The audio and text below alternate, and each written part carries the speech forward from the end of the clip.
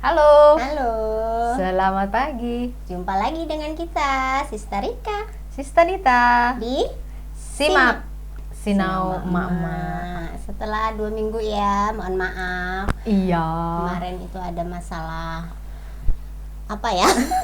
Teknis, Teknis administrasi. dan cuaca. Iya. Semoga semua sehat-sehat ya hari ini. Amin, amin, amin, amin. Karena yang paling penting adalah sehat. Dengan sehat kita bisa produktif, Iya, apapun siap. itu. Jadi kalau kalian yang belum subscribe dan belum nonton, buruan nonton. Jangan lupa di like dan di subscribe di channel ini ya. Oh Yap. ya, sekali lagi kita buka kalau ada pertanyaan, ada Hmm. cerita yang mau dibagi ke kita, boleh banget. Iya dong, tulislah di komen ya kan. Mm-mm. Di komen lah apa aja lah, asal jangan rambut kita. Nah, jangan wajah saya yang sudah berkerut ya kan. Dan hari ini lagi kita pakai baju yang agak senada warnanya tanpa. Sengaja. Keren ya. Mantap. Kayaknya kita tuh perlu deh Apa tuh? sering-sering bareng gitu. Jadi matchingnya dapat ya kan. Dia adalah orang ketiga yang pernah matching baju. Iya dah. Ada 2 orang sebelumnya. Wow. Mm-mm. Iya. Oke, hari ini kita mau belajar apa nih? Belajar apa? Sempet ya kemarin di grup offline emak-emak itu kita ngomongin tentang toxic positivity. 2 kata yang sangat bertolak belakang. Belakang. Toxic dan positivity. Betul. Yang satu negatif banget, yang Dari satu toksiknya ya. Uh-uh. Yang satu kan udah just positivity. Kepositifan. Tapi bukan hamil. Nah, beda cerita ini ya. beda cerita. Uh-uh. Jadi toxic positivity. Jadi positif yang beracun. Betul. Nah lo, yang positif aja ada yang beracun. Terus gimana kesan lo setelah kemarin mengikuti forum dengan toxic positivity itu? Karena aku dapat laporan ya, banyak emak-emak tertampar. Sangat. Dan nggak lama dari itu suamiku sebenarnya mengalami toxic positivity yang nyata. Oh, oke. Jadi dia boleh cerita sedikit dulu ya. Boleh, Jadi dia berkontak gitu kan WA dengan temennya yang non jauh di sana di Amerika kan. Terus temennya bertanya nih, kamu apa kabar? Terus suamiku menjawab kan, kabarku begini begitu begini begitu. Karena ditanya kan suaminya jawab. Terus si temennya ini ngomong, loh bukannya kamu bisa begini, bukannya bisa begitu, bukannya bisa begini. Jadi kayak ya itu tadi kayak ngasih solusi. Iya. Positif ya. Positif. Suami gua dong langsung ini kenapa sih bisa begini? Gue tuh nggak butuh solusi karena dia nanya kabar, gue kasih tahu nih kabar gue lagi ya Kayak gini. lagi kayak begini, lo jangan terus mesti begini, mesti begitu, mesti begini. Gue bilang ini namanya toxic positivity, exactly katanya.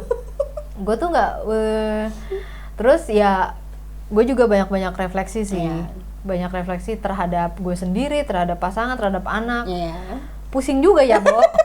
Kalau maksudnya kita karena kita kemarin belajar, terus kita jadi lebih tajam. Betul. Jadi yang kita pikirin tuh jadi tipis-tipis gitu Iya, loh. bener. Saking tipisnya gue bilang, aduh ketipisan nih. Jangan-jangan kita takutnya jadi semua yang kita omongin toksik ya nggak? Padahal maksudnya positif maksudnya. Apakah ini toksik, apakah itu tidak gitu kan. Jadi ya, jadi banyak-banyak inilah refleksi. Tapi asal jadi parameternya gimana ya, Bo? Asal supaya kita nggak terlalu pusing gitu loh. Gitu ya. Saking tajamnya nih belajar ya kan.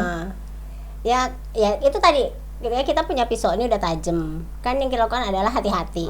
Itu langkah yang benar kan. Oke. Nah, jangan sampai terluka gitu. Nah, supaya kita tidak terluka, kita lihat dulu nih angle-nya, sisi mananya nih yang harus kita komentarin. Kalau misalnya satu kita soal perasaan atau ya soal makanan, kita mau potong dari sisi mana nih supaya tetap indah gitu. Penyampaiannya tetap dapat, tetap nyampe. Nah, kalau yang dialami suami lo itu kan mungkin kayaknya ini orang kok nggak empati banget ya. Iya kan, belum apa-apa gue udah dikasih kayak lu harus gini. Dengerin dulu kata hati gue, bro. Gue lagi sedih, gue lagi bingung, gue lagi kecewa. Jadi sebenarnya butuh pengakuan itu dulu gitu. Validasi itu tadi validasi. ya. Paling nggak divalidasi dulu. Nah, ini ngomongin validasi juga. Berarti kan kalau misalnya kalau kita udah memvalidasi, tapi tetap nggak boleh ngasih solusi, atau kita bisa ukur kalau dikasih solusi ini kayaknya dia udah pernah kayaknya udah bisa, cuman mungkin ya waktu dan tempat yang belum. Ya, bisa jadi seperti itu. Tapi kalau mau lebih lebih supaya tidak kesannya kayak menggurui, kan kita kan nggak maunya di situ kan kayak menggurui. Tanya deh, apa yang sudah kamu lakukan, gitu. Tunggu jawabannya. Nah, betul. Jadi kalau sudah ada jawabannya kan punya gambaran tuh, bukannya terus kita kayak, kamu udah pernah ini belum? Udah pernah ini belum? Udah pernah ini belum? Itu kan kayaknya, lo kok lu ngedikte gue gitu kan? Itu gue kemarin menarik kesimpulan gini, berarti nih orang cuma nanya sekilas. Iya. Sebenarnya. Cuman formalitas aja, namanya juga ber-WA-an. Udah lama nggak ketemu, ya yang ditanya apa dong? Kabar dong. Masa nomor rekening ya kan? Jadi pertanyaan apa kabar itu sebenarnya dia pertanyaan formal aja gitu loh. Jadi kalau misalnya dia abis misalnya suami gue menjawab, iya kabar gue sedang A, harusnya dia bertanya kan, apa namanya kabar A-nya apa nih, tapi gitu. Kan dia enggak ya. Lu udah begini. Kok kamu A? Nah, gue lagi sedih nih. Kok lu sedih?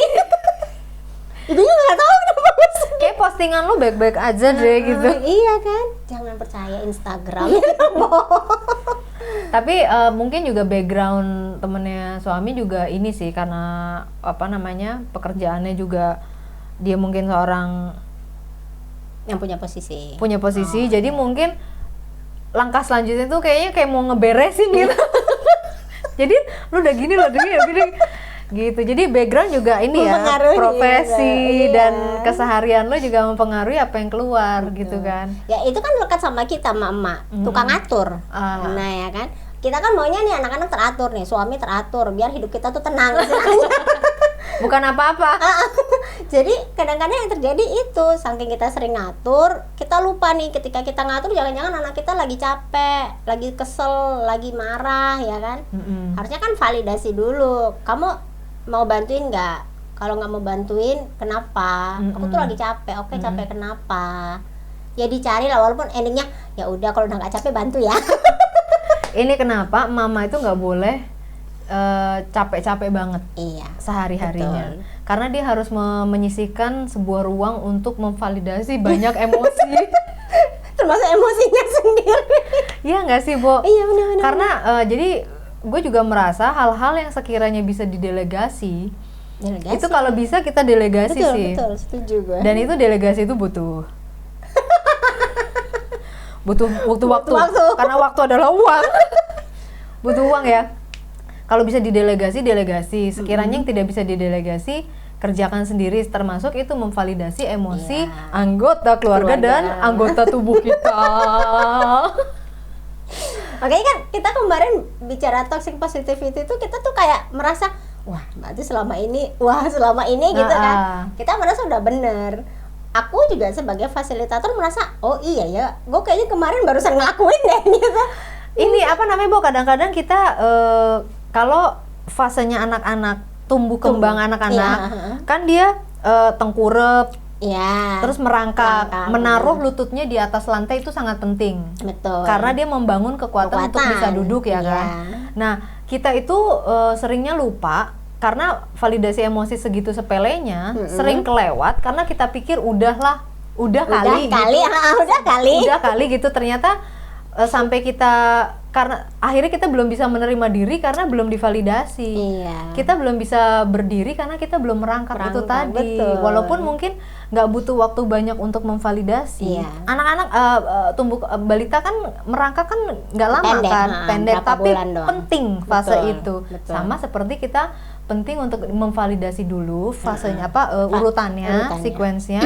Validasi dulu baru menerima diri, akhirnya terus nggak tiba-tiba nangis ya kan di kamar mandi dan jedotin kepala gitu. Ya, karena setiap orang juga kan punya coping emosinya beda-beda ya. Nah, memang ketika kita memvalidasi itu mungkin akan muncul perilaku yang out of the box gitu tadi, yang biasanya nggak nangis kok jadi nangis. Karena akhirnya kita menyadari emosi sendiri yang selama ini mungkin kita enggak, ya kan. Ada orang yang selama ini mungkin merasa udah gue nggak apa-apa, gue kuat, gue hebat, gue bisa gitu. Tapi mentok satu masalah, kemudian dia dipaksa untuk memvalidasi itu karena mungkin sudah saatnya nih. Kamu harus tahu, kamu nggak bisa selamanya bertopeng gitu ya. Lepas topengnya, ya itu yang bisa mungkin sampai meraung-raung sampai apa gitu. Kalau itu emosinya lagi emosi sedih, marah gitu ya. Karena validasi emosi ini memang benar-benar harus disadari. Jadi bukan sekedar ya gue lagi marah, selesai. Karena itu akan membentuk perilaku selanjutnya. Betul. Apakah lo akan menerima atau tidak? Nah, ketika menerima, mungkin lo akan move on ya. Ketika lo nggak, makanya orang-orang kalau yang nggak bisa move on, barangkali dia belum bisa menerima dirinya. Betul. Iya kan? Itu nah, dia. Mundur lagi, kenapa belum bisa menerima dirinya? Karena belum divalidasi emosinya. Salah satunya. Banyak loh salahnya loh. Nah, kalau kita lihat urutannya tadi kan sebenarnya awalnya kita rekognisi dulu nih. Oh, gue lagi marah nih prosesnya gitu kan. Gue lagi marah nih. Hanya pengakuan marah kan nggak cukup. Coba validasi marahnya kenapa ya? Apa yang muncul ketika aku marah? Itu perlu juga. Misalnya ketika kita marah tuh, ini kadang-kadang yang suka keceplosan kan, nada naik, muka, gitu kan, kayak udah mau singa menerkam aja udah bawaannya. Kalau kita mulai belajar untuk validasi itu setidaknya kita tahu, oh iya nih gue kalau marah nih suara gue naik nih. Yes. Terus muka gue langsung tengok, gitu kan.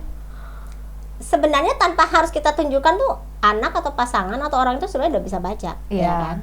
Kita kan kayak energi ya itu tadi ya, energi negatifnya langsung langsung berasa dengan orang sekitar. Nah, ketika validasi emosi itu kita latih, akhirnya kita lakukan kan setelah validasi adalah regulasi emosinya. Jadi dengan tahu dengan memvalidasi emosi, oh aku marah.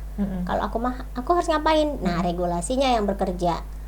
Oh aku lagi sedih, aku harus ngapain? Regulasinya yang bekerja. Oh aku lagi seneng, aku harus ngapain? Senang itu juga harus divalidasi. Jangan senang pura-pura senang. Karena itu juga bagian dari emosi. Iya. Ada orang yang pura-pura senang di tengah kesedihan. Aduh bahasanya ya.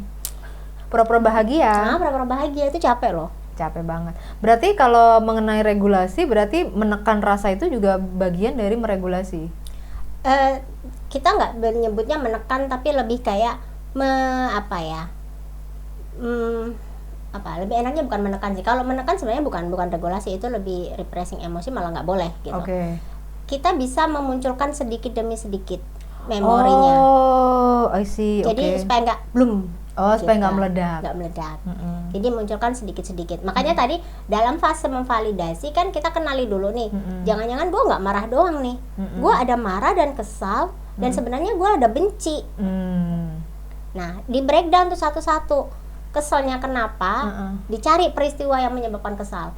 Terus gara-gara kesal kan biasanya kebawanya marah tuh. Gue pengen marah nih, gue pengen nyumpahin orang misalnya gitu kan.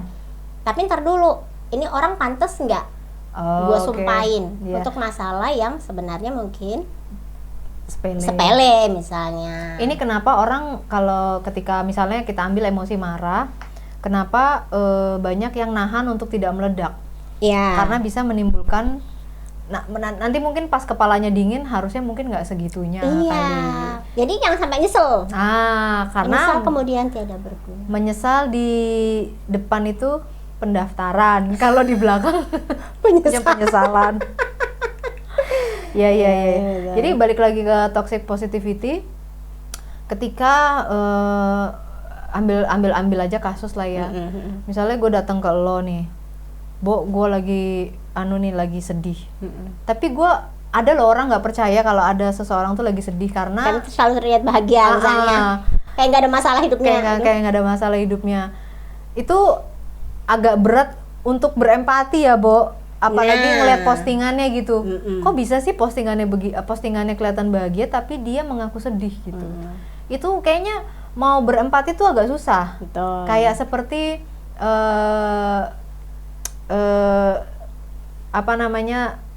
kemarin kasus apa sih? Gimana tuh? Kayak gini deh, Taylor Swift. Dia kan merasa dibully banyak orang bla bla bla. gue tuh nggak bisa berini loh, apa kayak Justin Bieber lah yang apa merasa tertekan apa segala macam. Kok contohnya jauh banget sih ya? Ya nggak apa-apa sih. Ya nggak apa ya. Jadi karena gue merasa lah, lu kan harusnya bisa Bahagia. harusnya bisa bahagia. Nggak kayak kita gitu. Lah sini loh terkenal juga enggak ya kan? Siapa kita gitu ya kan? Produktif nggak sebegitu besar ya. Cuman ngalirnya ngandang. Kok dia bisa mengaku-ngaku bermasalah Sedih, gitu loh. ya. Itu tuh gimana ya? Kita agak sulit memvalidasi itu gitu. Agak nggak percaya ya. Makanya dibilang kan semua yang di sosial media itu fake. Iya. Nggak, karena kita tahu media itu kan sebenarnya ingin membentuk sebuah citra, ya kan. Jadi artis itu pun dengan ciri dia masing-masing akhirnya menjadi satu citra tersendiri ya yang akan melekat di fansnya. Tapi namanya ada fans juga ada haters. Nah yang membulinya kan yang haters kan jelas. Yang membuat depres ini kan yang haters gitu. Sebenarnya ketika haters berbicara jangan-jangan itu adalah fakta, sehingga si artis ini tersinggung. Itu karena apa? Karena artis nggak pernah punya waktu untuk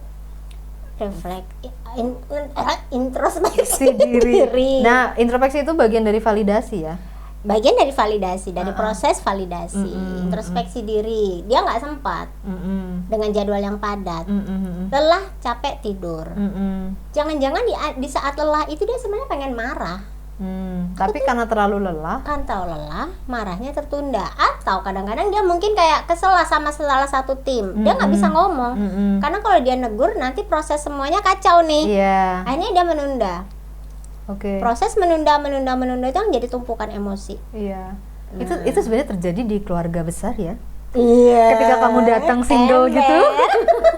Alangkah sakitnya hatiku ditanya hal yang kapan sama. menikah? Kapan punya anak? Udah punya anak 1. Kapan nambah lagi? Ya kan? Punya anak perempuan kapan? Punya anak laki-laki? Punya anak laki-laki kapan? Punya anak perempuan? Nah itu toksik gitu. Toksik banget. Pertanyaannya bagus kesannya ya, kayak memperhatikan, menanyakan bagaimana nih keluarga Anda. Tapi untuk orang-orang yang memang istilahnya sudah merasa cukup dengan hidupnya, itu kan jadi toksik. Betul. Jadi toksik itu sebenarnya datang dari yang ditanya apa penanya sih, Bo? Maksudnya itu bisa jadi toksik gitu loh. Dua-duanya. Makanya kan ada istilah gini. Kalau misalnya kita bicara toksik, itu kan bisa toksik ke diri sendiri, bisa toksik dari orang lain. Kalau ke diri sendiri itu ya jelas ketika kita terlalu banyak mempositifkan segala hal. Oh, nggak apa-apa. Aku tuh baik-baik aja. Aku bisa. Yuk bisa yuk gitu kan. Cuma kayak gitu doang. Masa sih gue nyerah gitu. Itu kesannya afirmasi positif ya, seolah-olah ya lu pasti akan move on lah untuk melakukan sesuatu yang mungkin saat ini sedang gagal. Tapi nggak apa-apa loh kalau kamu berhenti dulu, menikmati kegagalan itu, mencoba melihat, mundurlah sedikit istilahnya gitu ya, mundur sedikit. Oh, gue gagalnya di mana ya? Instead of kayak, gue gagal, mengasihani diri, atau malah berpura-pura nggak gagal. Ya itu tadi salah satunya adalah udah nggak apa-apa, gue bisa, gue ini, gitu. Atau menertawakan kegagalan gimana? Itu nggak apa-apa malah menurutku. Karena kalau kita menertawakan, karena saya baru-baru saja. Karena itu mungkin bagian dari copingnya kita juga kan. Tapi intinya kita tahu kita nih gagal. Gitu. Kita gagal, pasti ada kecewa, nggak mungkin nggak kecewa. Iyalah. Pasti ada sedih, ada marah. Nah itu coba divalidasi. Marah duitnya berkurang. Itu dia. Boleh loh kamu misalnya mesuh-mesuh, marah-marah ke diri sendiri gitu ya. Nggak apa-apa, karena itu bagian dari. Oh iya. Kadang tuh gini, aku sering ngelakuin ya. Misalnya aku melakukan sesuatu, terus aku kayak nyesel gitu. Aku tuh nyalahin diriku sendiri. Tolong. Emang. Bego banget sih gue. Apa sih? Kayak gitu doang. Nah, kadang aku bisa keluarin dengan ngomong, kadang nggak bisa. Jadi aku tulis biasanya. Tulisnya tolong, bego, dasar lu nggak tahu diri. Jadi kayak memaki diri sendiri gitu. Tapi percaya atau enggak, selesai gue nulis, gue baca, gue ketawa loh. Iya. Dan gue menerima, iya ya. Tapi terus akhirnya aku berpikir, kalau gue nggak mau dibilang bego, ya jangan melakukan itu. Jadi yang menyetop kita tuh diri sendiri, bukan orang lain akhirnya. Kan kita sadar. Iya. Nah, jadi enggak, misalnya kayak tadi nih, misal gue jomblo, datang ke Lebaran ya, Boy ya, Syawalan keluarga besar. Terus kan ditanya nih, lo kamu kapan nikah? Padahal gue juga udah seneng dengan single and happy gitu kan. Itu gue, ketersinggungan gue tuh apa karena gue merasa terusik kenyamanan gue, atau karena nih orang, atau karena gue berharap nih orang bertanya dengan cara yang lain? Sebenarnya tidak berharap ditanya. Oke. Ya pasti gitu kan. Kebanyakan gue juga ngerasain, karena gue nikah juga telat ya. Jadi gue ngerasain setiap mau keluarga besar tuh pasti ditanya pacarnya mana gitu kan. Udah yang gue harap dari sebelum gue bilang iya gue mau ikut adalah please jangan ada yang nanya. Jadi udah ada itu dulu di mindset gue, jangan ada yang nanya gitu. Tapi ada juga yang nanya. Ketika ada yang nanya, gue akhirnya sudah kayak ya udah, ini orang nanya udah deh gitu. Sakit. Tapi udah terima aja. Toh akhirnya orang nanya, aku balikan lagi, ini mungkin mendoakan semoga setelah ini gue dapet jodoh misalnya. Tapi di sisi lain gue akhirnya males ketemu orang itu lagi. Iya kan? Iya. Nyebelin sih. Nyebelin gitu. Jadi kembali ke kitanya, kita memang siap nggak, maksudnya gini, kita bisa loh memblocking orang-orang yang toksik ini. Itu tadi kayak gue bilang, gue nggak mau nih ketemu orang ini lagi, karena menurut gue dia toksik. Oke. Udah. Kalaupun gue ketemu, apa yang harus gue lakukan? Sini, keluar sini, udah. Kalau bisa pada level itu ya. Kalau jadi nggak turun gitu, sini turun kan? Atau sini lagi. Sini lagi kalau bisa. Belum nyampe sini, gitu kan? Mau ngambil ini, agar-agar. Gitu. Jadi memang kitanya yang harus siap. Artinya kita juga jangan sering-sering toksik. Jangan-jangan kita mentoksikan diri dengan hal yang positif, seolah semuanya baik-baik saja. Orang ngelihatnya jadi seperti itu, padahal kita nggak baik-baik aja. Dan kalaupun misalnya kita bilang nih, ya susahnya budaya kita ya, mungkin kita nggak bisa bilang that's my private life gitu kan, that's my privacy. Kalau di tempat kita bilang, wah kurang ajar banget, bocah tanyain yo. Sawalan no privacy. Makanya privacy opo. Tapi kalau misalnya kita bisa bilang dengan bahasa yang lebih halus mungkin ya doakan aja, ya kan, atau ya semoga segera. Atau ya kalau beberapa saudaraku itu yang memang masih single bilangnya gini, ada mau dikenalin nggak? Iya. Ya kan? Ya kalau misalnya arahnya kita kreatif ke komedi ya, mana pacarnya? Mana ya? Mana ya gitu. Yang nanya jadi sebel sebenarnya. Kita balikan toksiknya. Oh betul. Jadi kita counter atau kita smash. Kita skakmat aja. Gitu. Jadi kita juga harus pinter-pinter ya. Iya. Jadi kita kenali dulu bahwa ini sebuah toksik. Dan gimana caranya kita counter baliknya tuh antara dengan komedi. Soalnya kalau dengan sakit hati, kitanya masih sakit hati, yang nanya udah makan rendang. Kan enggak banget. Makanya Henda kan harus siap dua-duanya. Maksudnya secara internal kita siap, ketika kita keluar interaksi juga kita harus siap. Oke. Jadi kalau kita mau keluar, kita tahu dulu nih, ini kalau orang yang gue datengin toksik nggak ya? Kalau kita sudah tahu ini toksik, mendingan nggak usah. Oke. Gitu. Tapi toksik kan juga kadang nggak berupa komunikasi ya, Bo? Nggak. Kadang berupa bahasa nonverbal tuh bisa berasa toksiknya gitu loh. Banget ya. Paling bangetnya sangat ini ya, bold. Sayangin kalau ketemu orang terus mukanya langsung kayak gitu kan, mata udah naik turun kemana-mana, itu kan artinya udah kayak rejection. Atau kalau enggak ya kayak apa kabar? Berarti itu juga bisa jadi bahan kita introspeksi. Apa kitanya juga toksik? Apakah kita menyebar toksik? Akhirnya orang juga nggak mau mendekat. Atau kalau kita sudah merasa enggak, gue baik, mungkin orang ini aja. Ya kita tinggalkan. Coba berinteraksi dengan orang lain, apakah hal sama terjadi? Kalau tidak terjadi berarti orang itu. Oke. Jadi caranya gitu ya. Dan karena sebutannya positivity, ini kan sebenarnya bukan sesuatu yang salah ya. Positif gitu loh. Jadi kayak kita misalnya ngasih tahu orang, ih kamu cantik gitu. Itu pujian ya sebenarnya. Tapi kalau orang itu dalam kondisi tidak baik-baik saja, itu kan jadi salah. Misalnya nih, dia sedang dalam kondisi tidak stabil emosinya, lagi sedih atau lagi mungkin apalah ya, lagi bete, ya kayak perempuan lagi PMS gitu kan. Dipuji, ih kamu cantik. Perasaan kita tuh kayak basa-basi banget sih. Masa sih? Ya kan? Jadi itu tuh sebenarnya sesuatu pujian yang kita ambil sebagai toksik karena kita sedang nggak baik-baik aja. Oh, berarti itu tadi poin gue maksudnya. Itu bisa karena sebutannya positivity menjadi toksik atau enggak karena kita menerimanya kan? Iya, jadi kondisi kitanya. Kondisi kitanya kita yang harus perbaiki. Misalnya mood kita lagi nggak bagus, nggak pengen ketemu orang, nggak usah ketemu orang. Iya. Itu harus disadari, harus bisa disadari. Atau misalnya kita lagi seneng nih, kadang belum tentu kesenangan kita diterima orang loh. Ya kita senang ya senang aja dulu, dinikmati dulu. Ada saatnya kita mau berbagi, ya berbagi sewajarnya. Jangan sampai orang lain terus jadi kayak merasa terintimidasi karena kita bahagia misalnya. Itu juga bisa toksik ya Bu. Jadi toksik buat orang itu. Karena orang itu sedang tidak baik-baik saja. Makanya filosofi orang Jawa itu semua tuh harus serba B aja, biasa aja.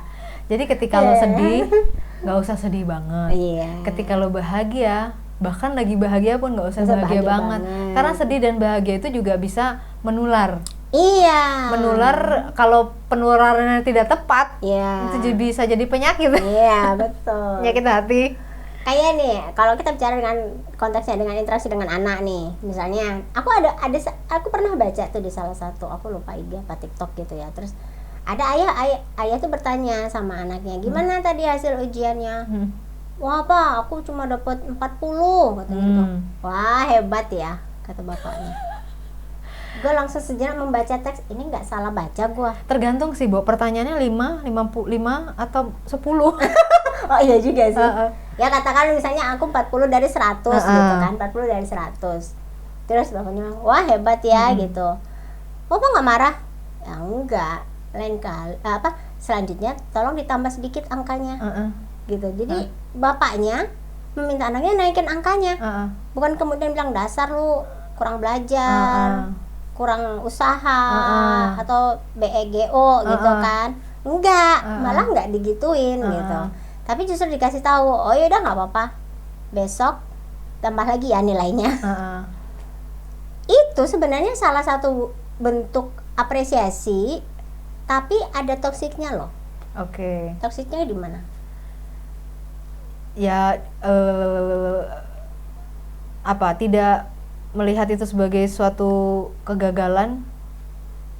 Nah, sebenarnya yang tidak tampak dari cerita itu adalah anak ini mengekspresikannya seperti apa, senangkah, sedihkah, kecewakah. Nah, kalau kelihatan salah satunya, misalnya dia ngomong dengan senang kayak anak gua ya, mami aku bener 15 dari 20 soal. Dan dia mengatakan itu dengan bangga. Terus aku tanya, oh ya gitu, hasil yang teman-teman yang lain bagaimana? Bukannya mau komparasi ya, sebenarnya juga nggak boleh komparasi, tapi intinya aku tuh penasaran gitu, kok nih anak dengan baik-baik aja gitu. Ternyata dia mengkompar dengan temen yang lebih banyak salahnya, jadi dia merasa dia lebih tinggi. sama benar. Jadi kan akhirnya setelah aku tahu, oh enggak Mi, itu temanku ada yang salahnya 20, salah semua, ada yang 17, ada itu lumayan lah salah 15. Oke, kamu gimana perasaannya? Nah, aku validasi, ya nggak apa-apa sih. Ya oke, berarti apa yang harus kamu lakukan? Ya kata Bu Guru sih belajar lagi. Ya oke, berarti kan udah ada pesennya. Nggak usah lagi banyak, ya elah, nilainya gitu kan. Iya. Nah, kalau anak tadi kan kita nggak tahu. Jangan-jangan dia mengatakan itu kecewa.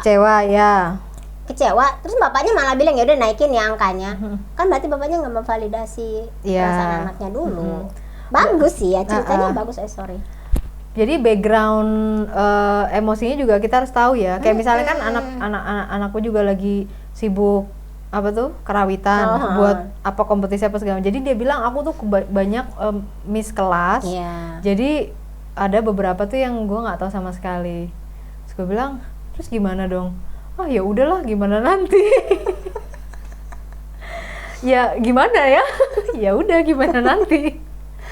Yang penting kan dia tahu gitu loh kalau bahwa kekurangannya dia tuh karena lagi ngerjain yang lain. Betul. Dan ya karena lingkungannya juga tidak memaksa ya, Bo.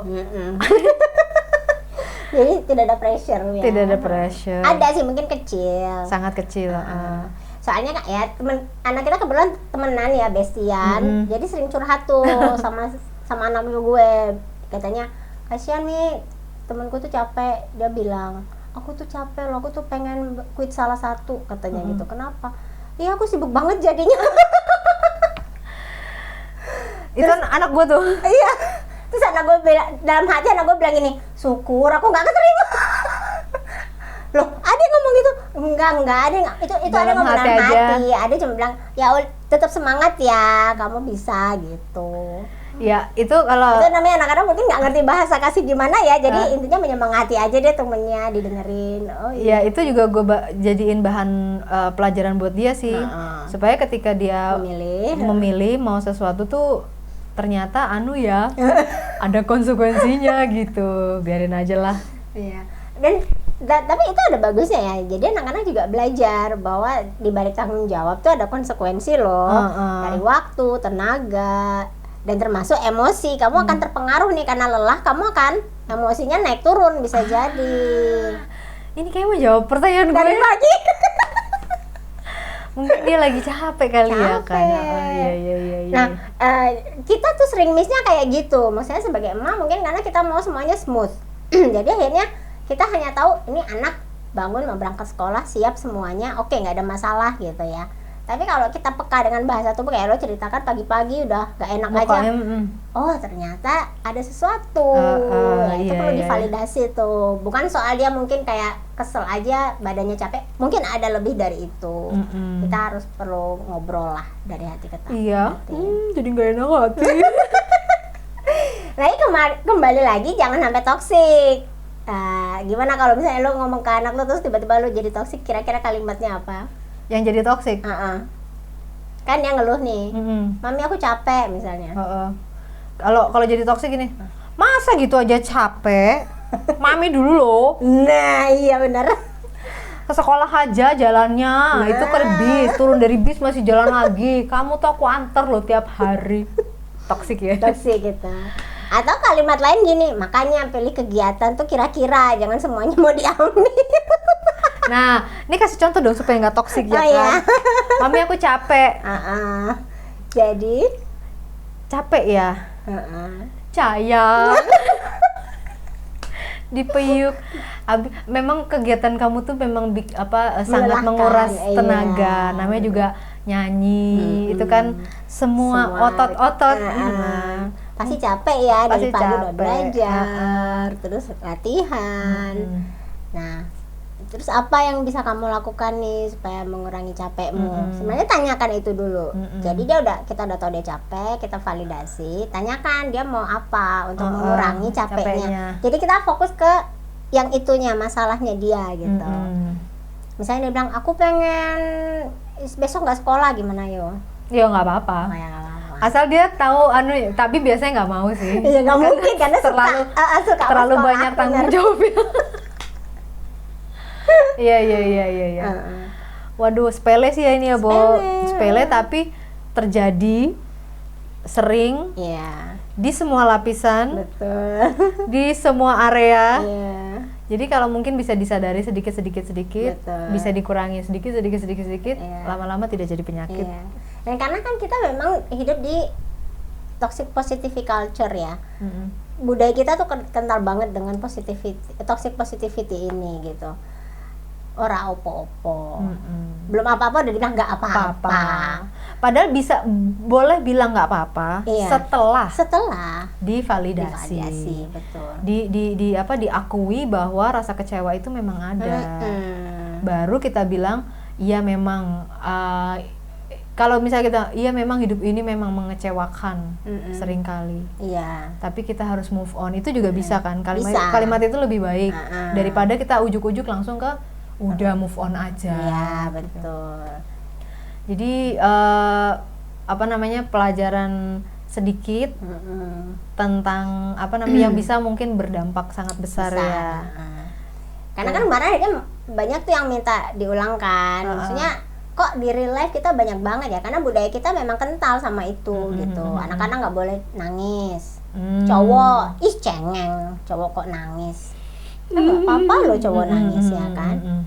Terus misalnya anak-anak jatuh, udah bangun, nggak apa-apa. Jangan-jangan sakit loh. Awali dulu dengan sakitnya, tanyakan sakit ya sebelah mana. Coba kita lihat, kita obati yuk gitu. Jadi anak tuh bisa ngerasain sakit. Betul. Jangan anak dibiasakan jatuhnya parah baru sakit gitu. Iya, betul. Nah, ini nih. Karena kita tidak menyadari yang kecil-kecil ini. Nanti efeknya tuh pas berumah tangga. Betul. Efeknya jangankan ini deh, mungkin pas pacaran kelihatan ya. Betul. Terus berumah tangga sudah tua. Nah, kurang ini, kurang itu. Makanya ada kata-kata kurang kasih sayang. Iya. Masa kecil kurang bahagia. Kurang bahagia, benar. Begitu. Nah, ini dia nih. Ini kalau buat introspeksi ya, setiap orang supaya yang mengurangi yang kecil-kecil supaya lebih lebih bermakna lagi. Seperti kata yang di awal itu gue setuju banget. Apa tuh? Makin banyak kita belajar, irisannya kan makin tipis tuh. Makin tipis. Jadi memang makin pusing sih. Makin detail. Memang makin pusing. Tapi ya itu tadi, lama-lama ntar kita terus adaptasi, akhirnya bisa ini loh laci-lacinya tuh tambah banyak. Betul. Jadi nyimpennya tuh lebih rapi. Dan ya itu tadi, kita jadi tahu kapan fase ngerem, kapan fase maju, kapan fase kita berjalan, kapan berlari, gitu kan. Jangan semuanya lari, ya kan? Kelewat deh tuh hal-hal yang terjadi di kiri kanan. Betul. Padahal banyak hal loh yang bisa kita pelajari dari hal kecil-kecil itu tadi. Benar. Memang yang kecil-kecil ini nih meresahkan. Yang penting bukan kutu aja udah deh. Baiklah, kayaknya kita cukup untuk hari ini. Oh ya, yang mau komen tentang toxic positivity atau punya pengalaman boleh, mau tanya-tanya boleh. Pengalamannya, divalidasi emosinya lagi boleh ya. Ya, misal aku kecewa sekali, aku marah gitu-gitu, boleh. Di kolom komen boleh jadi tempat sampah. Kita menerima. Tapi situ kita delete ya, tenang. Baiklah, sampai ketemu lagi. Mudah-mudahan minggu depan. Kita ada rencana mau live di IG. Iya. Nanti kita kasih notifikasinya. Kalau kalian bisa follow IG Rumah Sanden. Iya ya. Ikut aja di Rumah Sanden atau di IG saya Rika Yulianti. Nanti kita tulis deh di caption. Oke, sip. Nanti kalau kita live IG nanti bisa langsung tanya, kan lebih asik. Iya. Gitu. Oke deh, sampai ketemu lagi minggu depan. Bye bye.